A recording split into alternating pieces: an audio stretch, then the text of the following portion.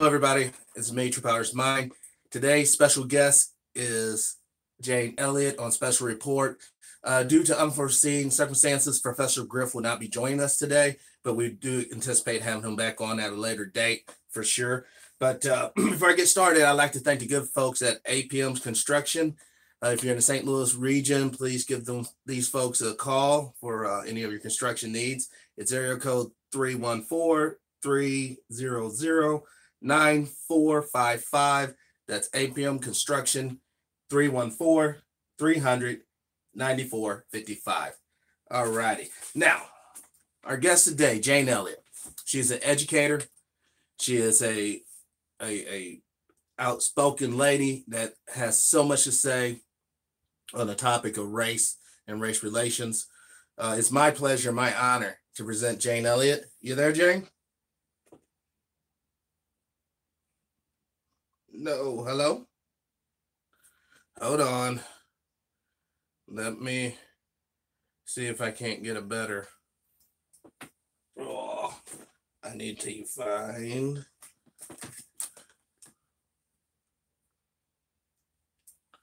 Hold on. Sorry, folks. But as always, technicality arises. Oh. Hello?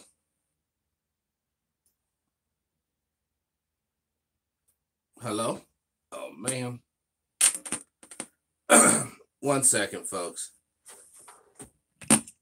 Ready to pair. Paired. All right. We're just doing our thing. Hello. Hello, Jen. I'm sorry. Is this connection better? Well, I think so. It's better than nothing, which is what I had for quite a while there. Yeah. Oh, I'm sorry about that. Apparently, one of my kids took the tablet to school, and that's what I normally use. So I had to fall back to this older tech that I have. But I was just introducing you to the audience.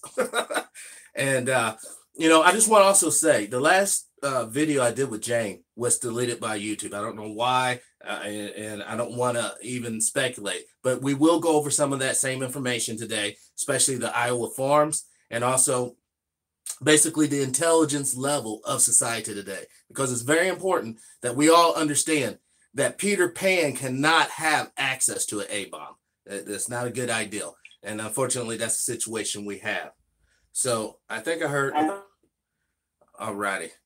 So, Jane, can you tell us about what's going on in Iowa pertaining to the pig farms? Oh, no. I might have to get another phone here because this one is totally bonkers. Hold on 1 second, folks. Yeah. Emergency.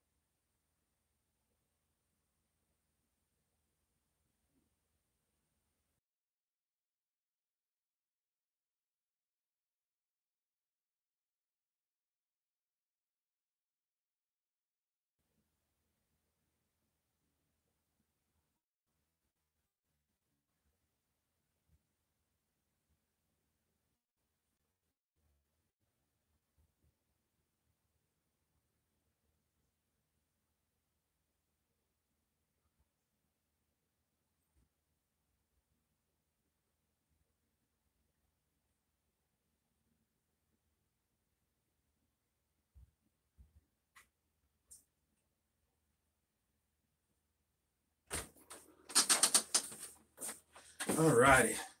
Sorry, folks, about that. I'm back, and we're going to get this party here jumping. All righty. Then I'm going to, should be able to input.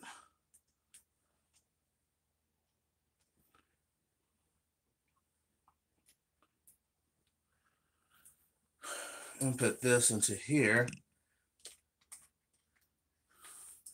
Okay.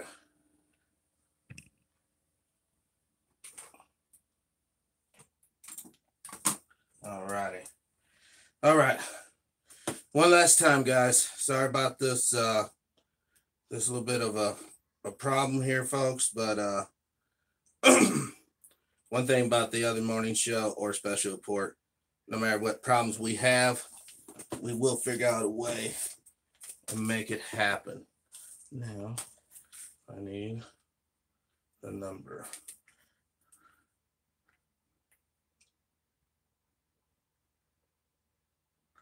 One.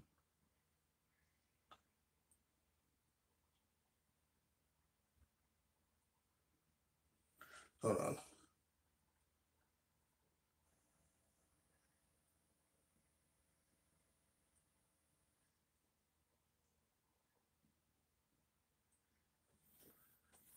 So is it not?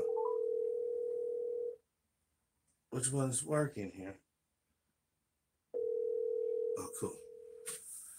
Hello? Hello, Jane. It's Patrick again. I think I got it this time. Okay, let's do it then. All right, let's go right into it.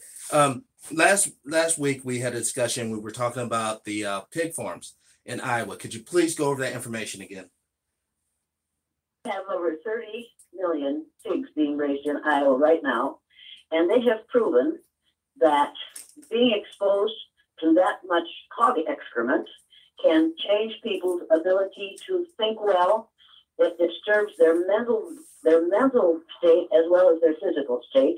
It ruins your water table. It ruins your lakes and streams and ponds. And these hogs are here because of Iowa Select and Smithfield Farms, which are owned by or directed by the Chinese. Right now, Iowa and most of the United States is being colonized by the Chinese. Now, I realize the Chinese have a lot of people, and China has a lot of people, and they really love pork. But the health of the people in Iowa is being sacrificed to those farmers who want to make money off the Chinese. We are now called a sacrifice zone. A sacrifice zone. Big Ag is willing to sacrifice the land, the air, and the water in Iowa to the needs of the farmers who want to get wealthy off pork. And that's what they're doing. And right now in Mitchell County, you are not allowed to protest in front of a hog confinement because it would disturb the hogs, and you don't have that right anymore. And you can be fined for doing it. And if you don't pay, yes, that's we have our right to freedom of speech in Iowa. I think people need to realize what's going on here. This isn't just some fanatic old lady talking about this. This is the Des Moines Register published a long column, and has several, about what is happening to the soil in Iowa because they have to have a place to put all this hog excrement, so they fill it into the soil. Well, unfortunately, where I am, we're sitting on limestone. Limestone allows that excrement and all those antibiotics that are in that excrement because of what they do to the hogs. All that goes down through that limestone into the water. And yeah, we could end up with horrible MRSA problems in the state of Iowa because that comes to you from hogs. right. This is a really dangerous situation that we have created. Governor Terry Branstad, we call him Brain Dead for a good reason, but he started this whole thing by saying you can have as many animal confinements set up as you want to. In the state of Iowa, this is an agricultural state. And Big Ag is ruining this state for people to live in. Right. People are moving away from here because if you live next to one of these huge hog confinements, your health is going to suffer. And we already know that. So it's a health issue. It's also probably obviously a state It's sustainability. Issue. Yeah, it's not sustainable. Issue. It's a health issue, but it's an economic issue for these farmers because they're making boo-boo bucks off this. But they don't have with my health or your health, and the people who suffer the most from being exposed to this stuff that comes from these hog confinements are little children and the old and anybody with any kind of breathing problem. Oh. Yeah. There are farmers right now. There are people living next door to farms who cannot have their windows open in their houses because of the smell and the ugliness that has been created by these hog confinements.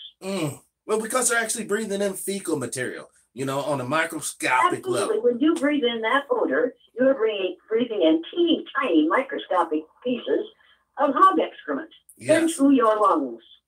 And and I didn't realize until I read today this article about the antibiotics that they put in this hog feed, that it goes into these hogs and then goes into the environment. And we are now we're building up resistance to antibiotics. And many of these antibiotics are also used on humans. If you build up a resistance to them, when you get a problem that needs to be treated and could be solved with antibiotics, forget that.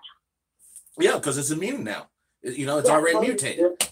Well, you are resistant to it. You don't have to. The whole thing is absolutely diabolical.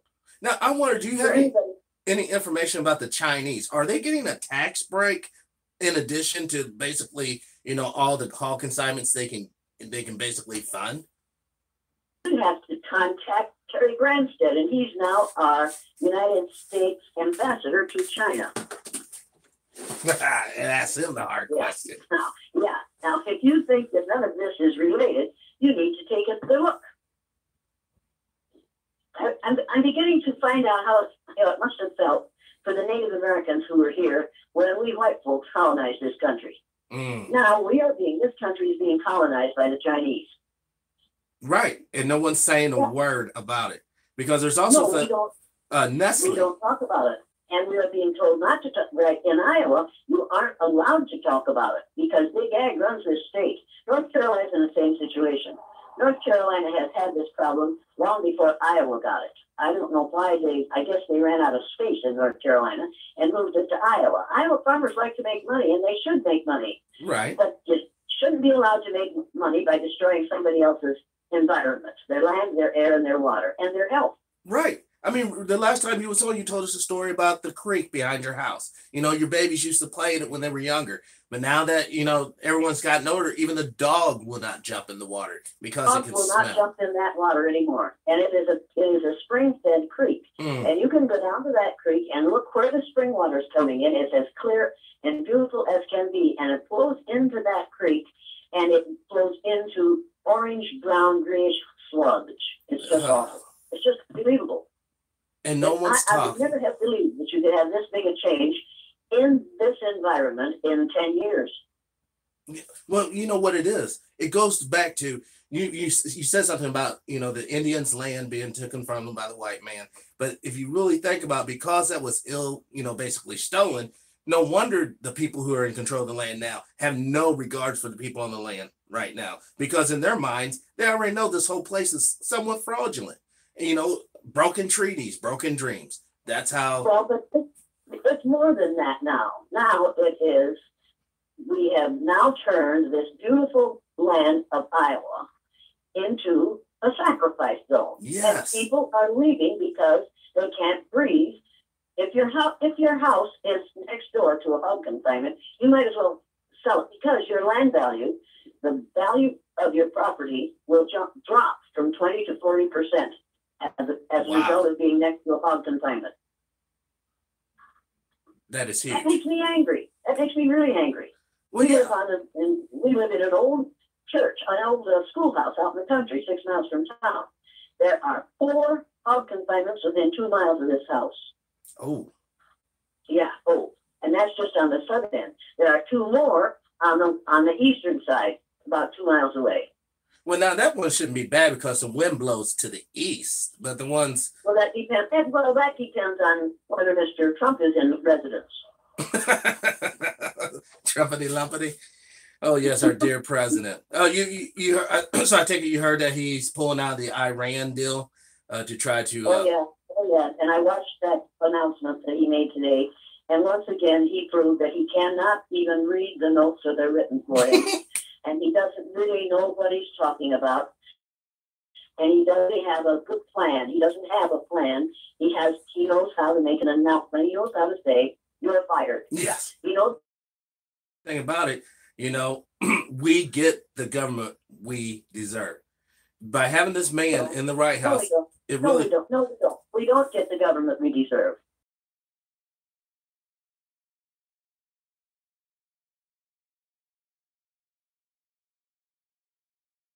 legislators write the laws they want written.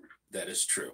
That is very true. This is true. not about what we deserve. This is about what people, who run the show, and that's the people who have money. It has nothing to do with what we deserve.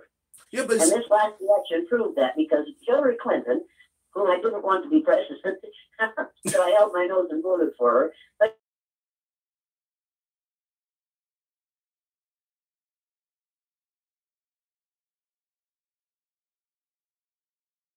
that electoral college was supposed to prevent anyone who was unfit for that job for getting it.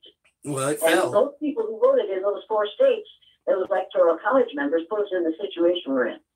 Exactly. But in all fairness, though, Trump is, apparently, as far as the nation of Israel is concerned, Trump has been a golden angel. They're about ready to, after you this. Oh, see, now I'm trying to cupcake over. You take out like that Gallagher hammer and smash down the truth on it, and like, you can make people comfortable, and once they get comfortable, they won't make change. Why should we change? I feel good. oh, that is so true. As long as you feel good, why should you change? Sometimes talking to white people, educating white people, I don't know what you are, but I know that if you're listening, educate or white people, educating white people is like training mules. When you're training mules, you have to hit them between the ears of the board in order to get their attention. So when I speak in language that is too honest and too truthful and too forthright for folks, I get their attention. Yes. I may get them angry, but I get their attention. They haven't really known tension until they've lived next to a hog confinement setup. And they've proven that will increase the tension in your life. I mean, that's almost like living next to a toxic waste dump, Well, it is. That is what we're living next to. And it's a toxic waste dump from which makes a lot of money. Yes, extremely. I mean, listen, we all know that, if we break down the whole pork deal, not only are they making money selling the merchandise there, but the people consuming it on a regular basis is going to end up with, health problems linked to, high pork consumption. So they'll get money on. This pork isn't staying in this country. This pork is going to China. All of it? None of it's staying back? This pork is going to China. So some of it probably, I doubt that the hog confinement setups, which mostly are the hogs and the building are owned by the Chinese. I doubt that pork is sold in this country. I believe it goes to China. Wow, that's I know there's a billion people, there's a lot of people to feed, but when you tie what you're talking about in what is also happening, I believe, up in Michigan with Nestle, basically sucking all the waters out of the Great Lake and sending it to China, we need to be very concerned about what's really going on. We're being colonized by the Chinese. Right, but the implications of that, Jane, I feel people are not understanding that. They're not understanding what we're really saying here. They don't. Their minds are on Trumpy. The things that he's doing, he is distracting all our attention from what we need to be thinking about. Right. He will go eventually, but the land remains. And if we have ruined the land, where will we go for food in the future? If we have ruined the land with hog confinements and turkey confinements, and cow confinements aren't the same situation, but it takes more water to raise a hog than it does to raise a person. Yeah, you have no idea what damage is being done to the water table in Iowa with these hog confinements. And these farmers will make their millions and move on and leave the mess for the rest of us to clean up. Yes. There won't be enough people to clean up this mess. It's going to take years to clean the mess up that these hog confinements are making in the state of Iowa. How long have they been operating up there? But it has increased drastically in the last 10 years. Oh, so they've been there for a minute. Under Governor Braindead, it increased drastically because he said that they passed legislation that says you can have as many hog confinements as you want. And I think there are 10,000 more than there ever were before in the last few years, and then 10,000 wild hog confinements. Oh my God! Yeah, it's we're near the tipping point here in Iowa. I mean, I'm sure the local people like yourself are totally up in arms about this because you're literally on the front line, 2 miles away from one of these facilities. But I just find it so hard to believe that your legislator or your government, don't see the implications of losing their population support, and damn near losing their. But they see the implications, but they're getting the money from big ag. Mm. And now we have this ag gag going that says you cannot complain about the situation because you can be sued for it. And you can be arrested if you demonstrate outside a hog confinement setup. That's messed up. I can't get over that. I mean, I know there's a lot of people out there that like to protest for various reasons, but if you aren't one of those people, you need to go up there and see what's going on with these hog farms. Smell the stench firsthand. This needs to be on. They need to make. If you want to make, Trump loves to make television shows. He should make a television show about hog confinement. Just drive on up. Because there's a lot of money goes into that particular political party from this area because of the money you can make doing something that causes this to become a sacrifice zone. Makes no sense. I hate that. Every time you say that word, that phrase gives me cringe. A sacrifice zone. Like, who are they to sacrifice any zone? Well, that's what Big Ag has come up with. This is Iowa has been declared a sacrifice zone. They're willing to sacrifice the land, the air, the water to animal confinement setups. So the Chinese can feed their people and get filthy rich. The farmer gets rich, but the common folks get nothing but disease and pestilence. That's right. That's right. That's what it will amount to if somebody doesn't step up and do something soon. And there are lots of small organizations who are now saying they have to put a stop to it. But in steps Big Ag with all their money, and they put a stop to those who would put a stop to it. Right. Yeah, and you talk to the people in North Carolina, and they've had this going for several years. It's been worse than this for several years. But, once again, when you start messing around with people and money, I guess being sued is one of the least of your worries. These people, make you disappear. A young man here was killed because he protested several years ago. And they arranged for him not to make it. And they can't prove it. It's one of those unsolved crimes.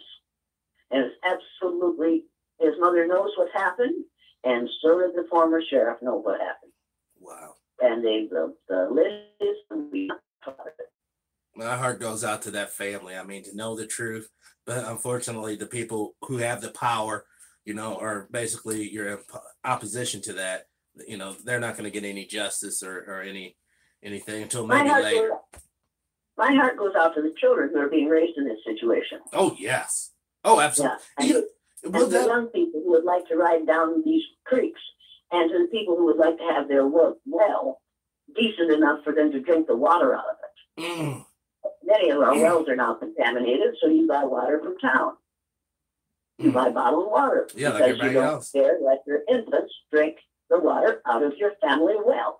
I mean, does it have a sulfur smell to it as well? A fecal smell? It has it has a flavor and an odor that on some of these farms, the odor and the flavor is such that you don't want to hang up your clothes. You don't want to wash your clothes in it. And there are several farmers' wives who said, I can't hang my clothes up outdoors because they can't come in smelling like hog manure. Nasty as hell. Yeah. It's nasty. It's nasty, but it makes money. Yeah, and that's all that matters, Jay. At the end of the day, as long as we can stack the Benjamins, to hell with the environment, to hell with the people, blah, blah, blah, blah, blah. That's like as evil could be. It's like we have a problem of racism in Iowa. We also have a problem of non-carism. What we care about, the only color that really matters here to some people is green, which is the color of our money. Right. It was never like that many years ago. That just was why the farmers that I knew years ago wouldn't have dreamed of creating a situation like this, because their fathers, their grandfathers, their great-grandfathers had lived on that land, and they wanted their children, their grandchildren, their great-grandchildren to live on that land. But it isn't that way anymore, because now our land is being polluted by this ugliness of these animal confinement setups. And it's making it impossible for the younger generation, number one, to be able to afford to buy that farm and to live, to raise their children next to those hog confinements. Well, you wouldn't. I mean, I'm sure that this is having some sort of, we probably can't measure it now, but some sort of psychological effect on like the toddlers and all that, some sort of developmental effect. That's what it says in this article from the Des Moines Register, that it's people who live next to these confinements suffer depression, they suffer anxiety, they suffer, it's not just physical, it's mental. Well, yeah. It's mental problems because of living next door to a sewage plant. Right. We're not designed to live in filth. Humans are not designed to live in filth. No, our bodies don't sort that out. We aren't. Maybe 5 generations down the line, human bodies will have adapted to this. I suppose we could look forward to that. I'm not going to be here 5 generations down the line, so I want something done about it while I'm alive. Exactly. I mean, come on. In the way you're describing, you almost have to wear a gas mask just to go out to get your mail. Not a joke. That's really not a joke. So what about the higher the people in higher education? Are any of them, actively engaged in this, or do they just they write articles? People at the university have written from the University of Iowa, write articles about it all the time, and Big Ag can buy off anything, any complaint. Big Ag can buy it off. Wow. So he suppresses with dollars. Yeah, money talks and the rest of it walks. It surely does. And let's face it, it almost seems like our whole country is now up for wholesale. Seriously, there's so many issues going on around the country locally, from the homeless epidemic to the heroin epidemic, to the racial divide, now the fecal, basically this contamination. This is, and correct me if I'm wrong, some of that fecal material is actually sprayed on to crops as fertilizer. Well, you see, that's one of the things they do. They entice those who don't have hog confinements or cow or turkey confinements on their property to allow them, those who do have those confinements, to spray that excrement on the crops because it's cheaper than fertilizer. The problem is it has all those antibiotics in it that you fed to those hogs, and it will go through the topsoil and into the limestone and into the water. So if that happens with fertilizer, it's a whole different thing. Fertilizer, as I understand it, doesn't contain antibiotics. No, but it does contain glyphosate. We're putting on these crops now, and the farmers who allow them to put it on their crops make money because they're allowing them to put it on their crops, and it's saving them money on fertilizer. The only problem is it's bad for everybody else. Yes, that's probably why we got E. coli outbreaks in lettuce. Lettuce doesn't, shouldn't have salmonella in it naturally or anything like that. But if you're spraying this crap on it, literally, they aren't spraying it on the lettuce. They aren't spraying it on the lettuce. They're spraying on the land. That's a different situation that you've got with the lettuce. They're spraying it on the land. Obviously, what's on the land goes into the plant. But this is scary stuff that's going into plants now. But this is what kills me, though, Jane. The guy who runs that facility, he has family, does he? So. I can think of several people I'd like to have come out and have lunch with me. They kill you. I'm really upset by what we're doing to one another. Well, yeah, but that goes along with our whole unempathetic society we kind of live in. We kind of live in a society that don't give a damn. As long as I got my money, you better have yours. I think there are lots of people who do give a damn, but who, until we unite, we're liable to have a food revolution in this country before long. Yeah, because people are going to want food that's fit to eat and it's raised in a decent environment. Right. We need a food revolution, and we need an education revolution. We need schools that teach the truth instead of schools that say anything goes. Just pass the test. We need schools that teach the truth. What about like the masculine and feminine roles in society? Do you think we should re-emphasize that or just kind of leave it alone? What? Like men being men, it's still like the effeminization of the males in society that's kind of been happening over the past 20 or so We'd be years. so lucky. We'd be so lucky if some of these men were more feminine. Stop, Jane.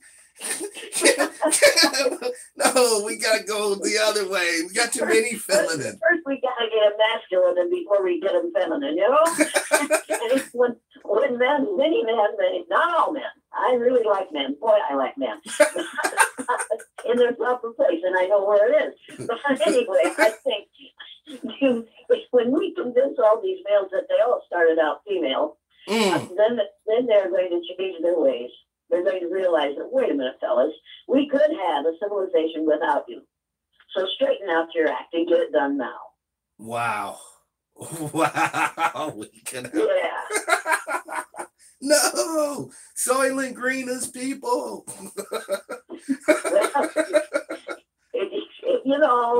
I just, anyway, we better talk about something else quickly. Yes. One thing, I want to talk about education. As far as the education or the indoctrination that we're getting now, what critical changes could we make in the curriculum to really, First thing we have to do is get rid of Betsy DeVos. Okay. She's the head of the Department of Education, and she knows nothing about education. Right. If you're going to have a Department of Education, you need to have it headed by somebody who is educated and who knows something about how people get educated. Not how they get schooled, but how they get educated. True. Then we have to rewrite the history books immediately. Rewrite the history books so that they are the truth instead of the fantasy. Yes. White folk living in a fantasy. We teach a fantasy for white people, and we teach something very different from fantasy for people of other color groups. Mm-hmm. We've got to start telling the truth in the history books.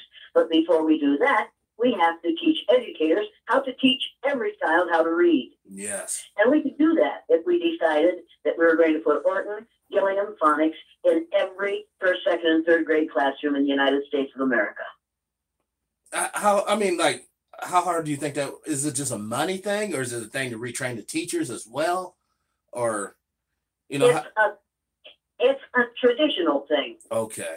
We have always done it this way, and it worked for my father and my grandfather, so it'll work for me. Well, it didn't work for my father and my grandfather, and the history for any of us because it's a lie. Exactly.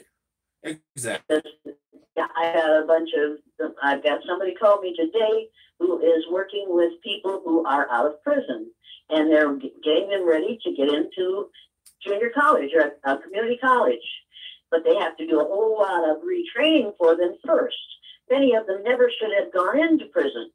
Because they couldn't read. And within 10 years, one of the reasons that many of them went into prison, marijuana will have been legalized all over the United States. And what are you going to do with all those young black and brown men and women, mostly men, who are in prison because of using marijuana when 5, 6, 7, 8 years ago, or in the last 5 months, and then they legalized marijuana? What are you going to do with all those people who are in prison? Well, you got those private prisons, Jane, and they still have to make a profit. Oh, sure, we're going to privatize the prison industry, and then we have really made a mess. And that's what they're doing. That's what they're doing. I know it is, and there's a reason for that. There is money to be made in prisons. Yes. A lot of money. Yes. And if you privatize it, then the federal government can't step in and say, hey, you can't do that to that man. Exactly. Or that woman. You need to know you have behavior. See, this is the stuff that should be on Fox News. This is the stuff that should be on CNN. The real stuff. Fox News covers this kind of stuff. Fox News feeds on this kind of stuff. Yeah, but in the wrong way. This kind of stuff to happen. But CNN and all those MSNBC could be talking about things that really matter instead of what comes out of Dinosaurus T. Rump's mouth. Yes, it's like his tweets are. What comes out of his mouth today will be changed tomorrow. So accent his remarks once a week, and the rest of the time deal with reality. Yeah, I mean the reality is this here: we're going into a situation where advanced manufacturing does not require the human person anymore. We can do more with robots and AIs, some good software.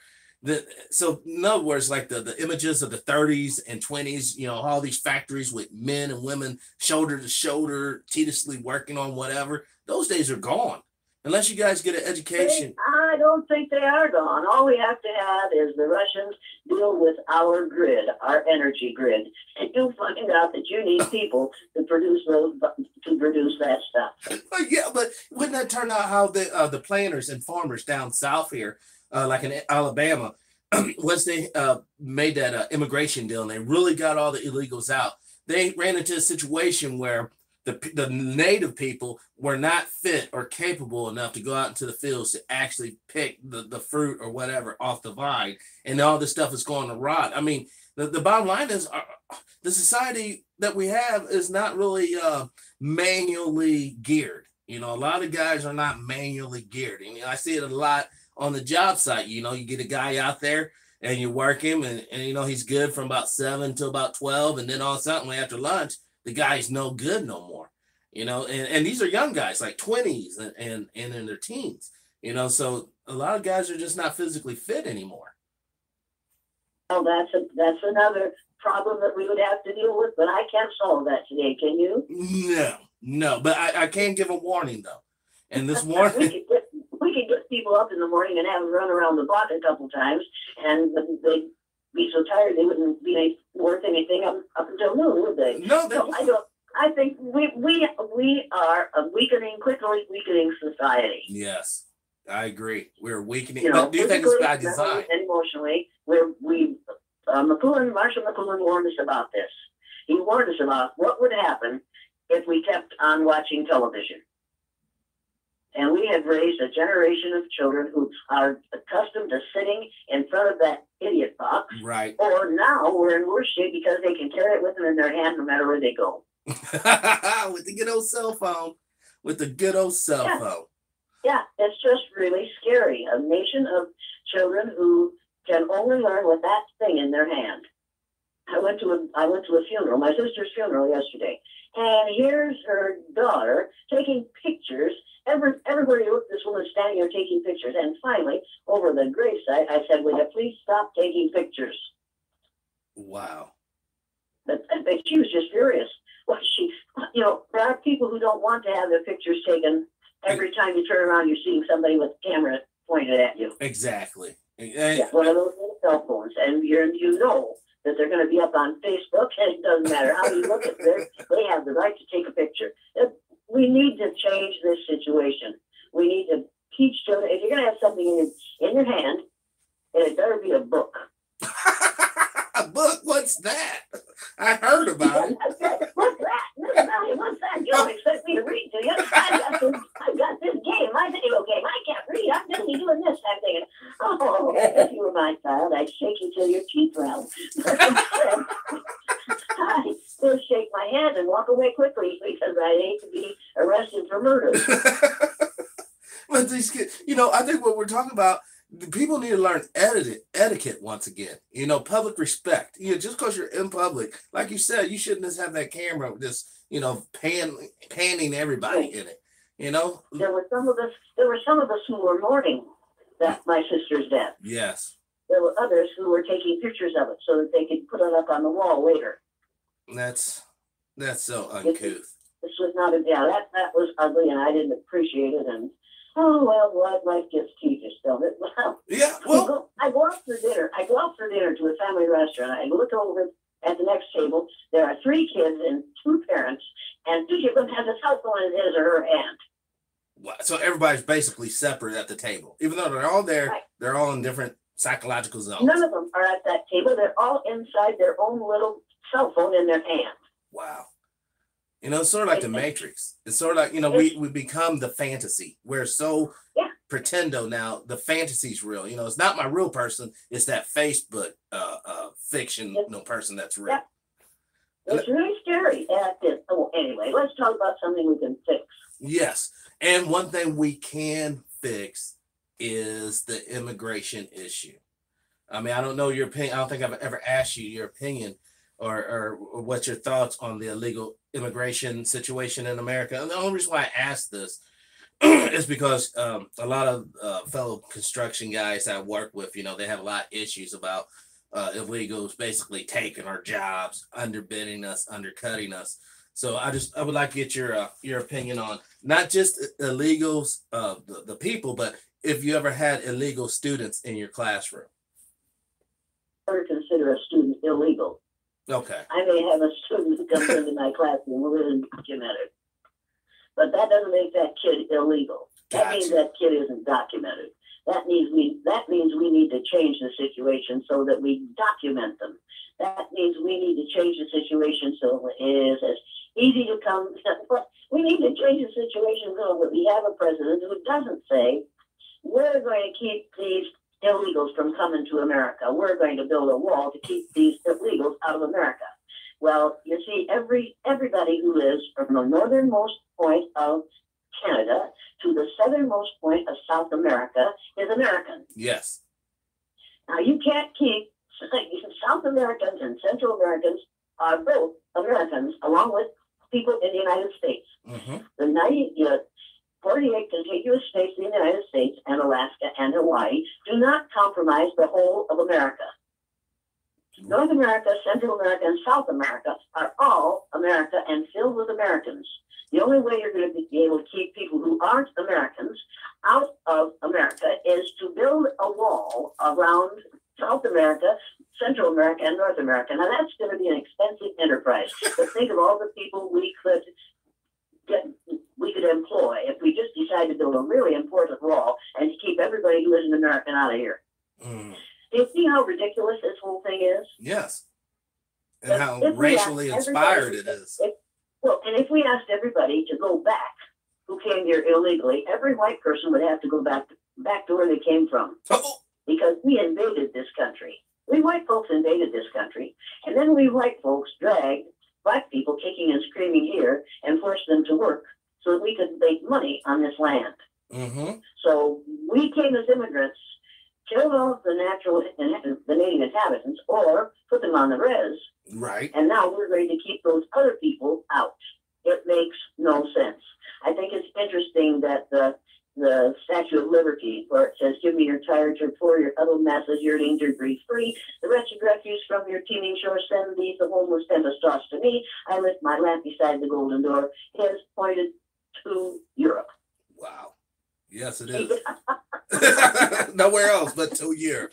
No, not south and not east. No. To Europe. Yes. And they look at you facing it in Europe. Well, if you go on, but if it's just that Statue of Liberty is to welcome white people. Mm. Yeah. It isn't pointed south to welcome Hispanics and Latinos. No, it's not. So what about reparations? What about things, reparations for the Africans, reparations for the natives? You give them to Native Americans. First, you have to give them to Native Americans. And when you do that, first you're going to have to give back all those cities that were built on Native American land. How you think we're going to go along with that? well, Palestine did with Israel. Well, hey, then let's do it, shall we? No. Israel is such an example of how it works well. Hold on, Jane. We gotta wait like 3 or 4 generations. I want to enjoy my little bit of a piece of the pie, and then we can give it all back. You don't want to give up yours. No, absolutely not. Yeah, don't tax you, don't tax me. Hey, tax that person behind the tree, and you know what that person is. Yeah. You heard that one too. Absolutely. Here we are. I got mine, and you get yours when I can get around to allowing it. Exactly. Like when I'm dead and gone. No. Then my children and grandchildren and great-grandchildren have to have it. So you're going to have to wait for 4 or 5 generations. Then it'll be your turn. Yeah. And they really expect people to wait. They really expect them. And they do wait because they have been conditioned to the myth of white superiority. Wow. We've all been conditioned to that. There are children, and you know it, in this country, like that person I talked to. Was it you or was it somebody else that I talked to today? Oh, it was somebody else. It was a person who's working with the homeless and the needy in Nebraska. And one child that he adopted came to live with him because his mother had abused him by trying to scrape the color off his skin. Ugh. Yes, yes. Every day she worked at trying to scrape the color off her child's skin. What the hell? Yeah, what the hell? That kid is living in hell. Yes, utter. And yeah. So this is what I mean. I think we have conditioned people to this ugly myth, and it is a myth. It isn't true. But it becomes Most true people when are not people. superior. If they were superior, we wouldn't have the problems we're having. That is so true. That is so true. I mean, most people, you know, seriously, at the end of the day, most people only want their little bit of land. They just want a little money. They want to be able to raise their family the way they see fit, you know, hopefully decent, you know, no craziness. And they really just want to be left alone, you know, and die peacefully in their sleep, you know, at a appointed time. You know, most people don't want to be in the mix. They don't want to be in the drama. That's why they'll just go along to get along. And that's why we're where we're at now, I believe. Too many people have been going along just to get along. And it's time to shake this thing up a bit. You know, because obviously these corporations don't give a damn about us. You know, they're going to continue to pollute. They're going to continue to debase. They're going to continue to buy our politicians. And they're going to continue to run us dead into the ground. So either we come up with a solution to basically divvy up all the resources on this beautiful planet, or we just kick back and let this train wreck continue to go off the tracks. So much easier to just sit back and let it happen. If you can feed your family. If you can't feed your family, then you have to get up and do something. Yeah, yes, you do. But if you're one of the Trumpians, you've made enough, by various means, you've made enough money that you can sit back and relax and sit behind in your gated community. Oh, God. And don't have to worry about what's going on outside. Well, that's just a beautiful American nightmare. You know, the gated community. But for some people, that's the dream. Hey, I live in a gated community in the wintertime. I live in an old folks community in the wintertime. And that gate is ridiculous. I watched 3 Hispanic workers climb over it. I stood there. I said, what are you guys doing? And they couldn't speak English. I said, what are you doing? Do you work for somebody in here? And they turned their back and showed me the sign on their back. And I said, oh, okay, you come with me. We need to talk to your boss. So if somebody else had seen them, they'd have called the police. Right. Okay, I knew what they were doing. They were going to get back to them on the job. And I found the guy where they were working on this house. And I said, you need to know that these guys just climbed over the fence. He says, oh, no. I said, yes. If somebody else had seen him, we'd have called the police. You need to tell them not to climb over the fence anymore. Right. He said, oh, and then he turned on me. He just, he started to yell. I said, wait. I didn't tell you to yell at him. I told you to tell him not to yell him. Look, they might have learned their lesson, but just see to it that they know where you are. Right. So they don't have to climb over the fence. And can you imagine a gated community in which you can put a little board up against the wall and climb over it and get into any house in that community? I laugh and I think, folks, you think you're safe. Yeah, that's it. Yeah, the minute they sold a house to me, that they lost their safety. You Trojan horse them. They thought I was white, so I'd be all right. No, she's gonna go. Oh Lord, here she comes. She's gonna say it again, and I'm gonna say it again. And you do, and that's what's so courageous about you. You know, there's so many people that respect you, Jane. I mean, seriously, there's so many. Because I'm courageous. It isn't because let's make something perfectly clear here. It isn't because I'm courageous.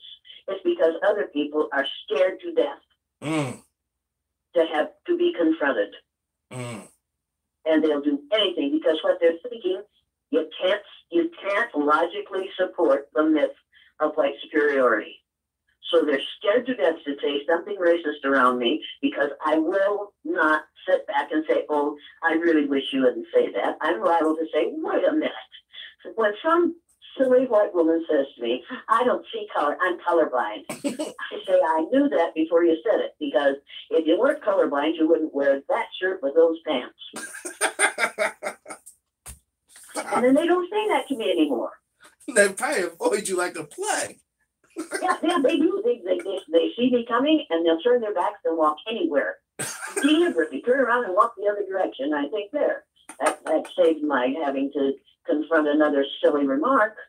But see, that's what it is, Jay. You don't allow these people to live in their objective stupidity. You know, you don't allow them to be willfully ignorant. You know, oh, I didn't. It was just a joke.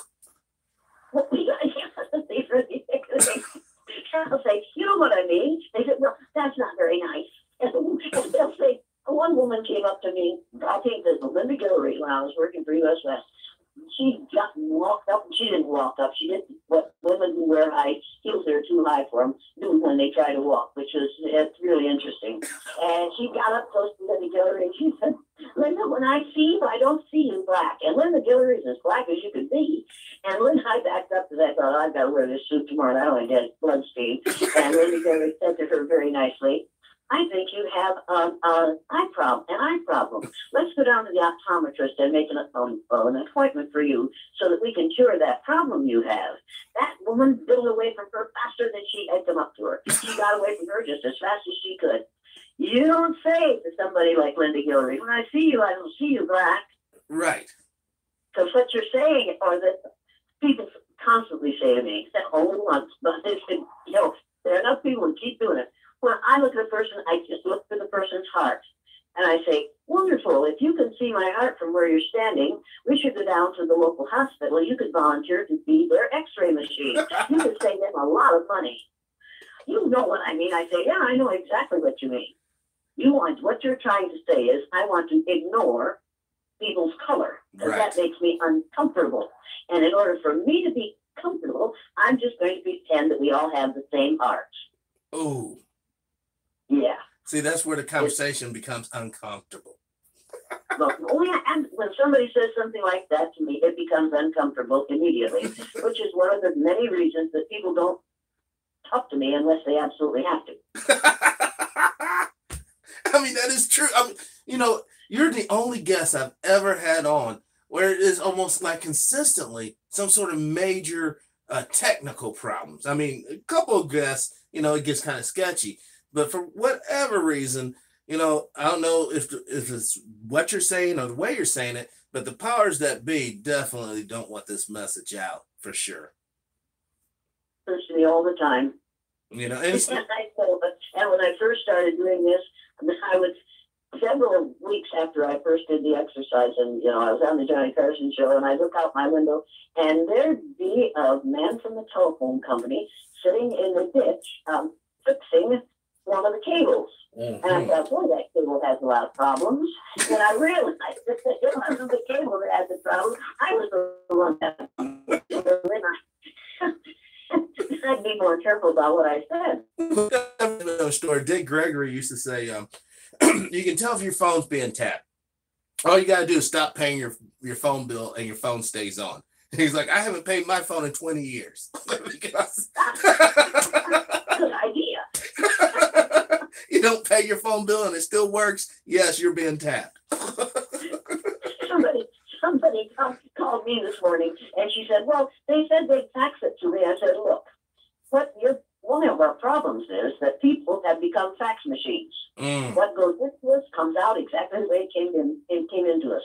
Right. We don't stop to think about it on the way through. We hear it and then we repeat it, whether it makes any sense at all. That is true. Yeah, we've all become fax machines, particularly in schools. You tell those kids this, they regurgitate it on a test. Then they go to high school, they regurgitate it on a test. They go to college, then they go into the classroom to teach, and what came into their ears, K through 8, comes out their mouths. Mm-hmm. The next group of K through 8 people. I was just about ready to say that. It seems like during your formative years, you are straight up indoctrinated. You know, everything has a correct answer. There's no room for discretion or any gray area. It's yay or nay. And we get this type of mental complex to us, I think. And it does carry over in that's probably why so many marriages ends in divorce and all that, because people aren't thinking right. It's perpetuating the white fantasy. It's perpetuating the white male fantasy. And what's worse right now is perpetuating the white male Christian fantasy. And if you haven't read the books by, what's his name? He wrote C Street. And read the book C Street by, I think his last name is Charlotte. No. Seek and the Family. 2 books. You need to read those books because they are all about what is happening, how the laws that are getting passed in this country are getting passed as a result of Frank Schaeffer's teaching us all to be evangelicals. Wow.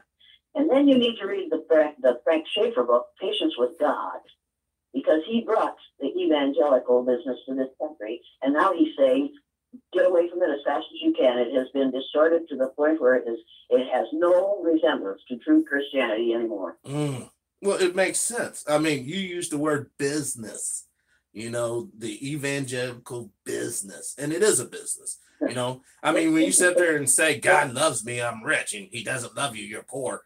Come on. Something's wrong right there. And that will say you're poor because God doesn't love you.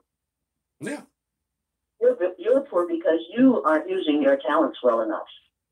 And then if you, as a Black person, use your talents very well and become president of the United States, we have somebody like Mitch McConnell who says you'll never be successful. If he said you'll never get elected, then he said you'll never be successful. He said he'll never get reelected. He did. Then he said he'll never be successful. And now we're saying, look at the things that Barack Obama didn't get done. It's like, see how good we were at making him not be successful? Isn't it wonderful? Exactly. Everything's reinforcing itself from beginning to end. Yes. That stuff comes back to bite you. Yes. Yeah, and it is. And that's another thing. What goes around most certainly will come around. You know? Yeah, that's what my dad used to say. He also used to say, a man's judged by the company he keeps, and the best of companies none too good. And you look at the people who are running this country right now, the best of companies none too good. No. I mean, I'll say it on the record again, for those who might be new to the show. Donald Trump President Trump is a closer. That's what he does. He closes out, what businessman brags, Jane, I went bankrupt 5 times. That's not a monocle of success there. I think this country's going down and they got the closer in office. No, I don't think he's a closer. I think he's a person who has no adult ego state. He has a child ego state and a parent ego state. He has no adult ego state. My father would say he's a boy grown tall. He has never grown into adulthood. He is spoiled rotten. And he wants what he wants. He wants it right now. And he gets it. He gets it, though. And he gets it by very nefarious means, but it doesn't occur to him that there will be a time when you have to settle up. Yes. We're in scary times. But anyway, what else would you like me not to say? Okay. Now, this is a weird oddball question. Do you believe in aliens? Do you believe in life outside of Earth? Well, I think I see them all the time. So, I think that I believe in aliens. I believe that there are aliens among us. Well, I mean, okay, I want to be a little. Do you believe in the Star Trek version of aliens, or more of a metaphysical, concept? There's alien bacteria and things of that nature. I think that as many planets as there are, and as many bodies in space as there are, if you think that only one of those bodies in space produced intelligent beings, you aren't an intelligent being. Well, I almost like to akin, like back in the old days, where everyone claimed the Earth was flat. Like we're in some sort of mindset like that when it comes to aliens. Like we're just on this little, this little continent. There's, you go sailing off on the ocean, you fall off. It's like then they find out there's a whole new continent on that side of the world. It's like the more we learn. But while white folks were discovering that, Black people had already done all that discovering because that's the only reason there are white people. Explain. Could you explain that for the listeners? Black people had modern human beings evolved in sub-Saharan Africa. Mm-hmm. Now they traveled, and their skin was very dark because they're exposed to immense amounts of sunlight, and so their bodies produced a lot of melanin to protect themselves from the damaging rays of the sun. Those bright, those smart, those creative, those curious people moved from sub-Saharan Africa all over the world. And as they moved across the world, they crossed the oceans, they crossed the rivers, they crossed the deserts, and they moved to every landmass on the face of the earth. But they all came from the same place. Right. And as they moved farther and farther from the equator, their skin got got lighter and lighter because they're exposed to less and less sunlight. So if those brilliant black people hadn't decided to move, hadn't decided to immigrate, and no immigrate, there would be no white people. Oh my gosh. So take that for illegal immigration. I just think people be grateful for people who want to move to a better place. Yes, that's a part of everyone's right. That's what allowed those of us, and I want it to be a requirement. In order to get into high school, you have to have a DNA test done. So that when you get into high school, you'll find out that every one of you came from a country in Africa. When you go back far enough, you're in your DNA. Right. There's going to be black in your DNA no matter where you are from. So I want that to be one of the requirements to get into high school, so that you go into high school knowing that you're all cousins. And 30th to 50th cousins. And that's the beautiful thing about, when you get past those whole concepts of race and all this, not taking away from the person itself, that's when you really realize it's all BS. It's all been doctored to like even the Christian story of Adam and Eve. You have Adam and Eve. Adam and Eve, I love the Adam and Eve story. It proves my point. I know, from our last conversation. That's one of my favorite stories. Do you want to tell it for the listeners, for those who might not have heard it? If the creation story is true, the first man was made out of dust, and dust in the Garden of Eden had to be made out of rotted palm fronds. When vegetation rots, it turns, and sets for a while, it turns very, very dark or black. Right. So the first man on earth, according to the creation story, was undoubtedly a black man. The first woman was made out of Adam's rib. All bone tissue is white because it's made of calcium. Therefore, the first woman was white, the first man was black. The first couple that God created was a black man and a white woman. How do you like me now? Oh my God, you better not go. You better not go down in one of these little podunk towns with that. Boy, they wouldn't even let you out. I think I'll run for the presidency on that platform. Because so many people, it cracks me up when we really start looking at this thing that we're dealing with. They just recently passed a law, it was 2 weeks ago on the federal level, saying that now, once again, redlining is okay. You can charge black people more for loans and insurance and all this. Right. All right. No one's talking about that. Just this week, our brilliant governor signed a bill saying that we are now outlawing abortion in Iowa. Wow. Now, if she had started that before was born, things would be very different here. But maybe you can do a retro abortion. We could use I think abortion ought to be made retroactive in some cases. The thing about it though is when once you said the Christian male white supremacy theory, the whole, we have these laws on religious foundations, right? But if we find that through archaeology or through critical thinking, some of these religious premises are false, then don't we have a moral obligation to change the laws tied to that? What we first have to do is read the book, Nile Valley Contributions to Civilization, and find out that there was spirituality several thousand years before the birth of Jesus Christ. We have to read that book and watch that. The man, his name is Anthony Browder, I believe, and he is an archaeologist, among other things, and he has written these beautiful books about what it was really like. Now, if people don't want to go to all the work of reading that fantastic material, they need to get the April issue of the National Geographic magazine, which is about race. And on the cover of that magazine are twin girls, one black and one white, and they are twins. You have to read that magazine. Everybody should be required to read that magazine because it tells the truth about the myth of race. It's absolutely beautiful.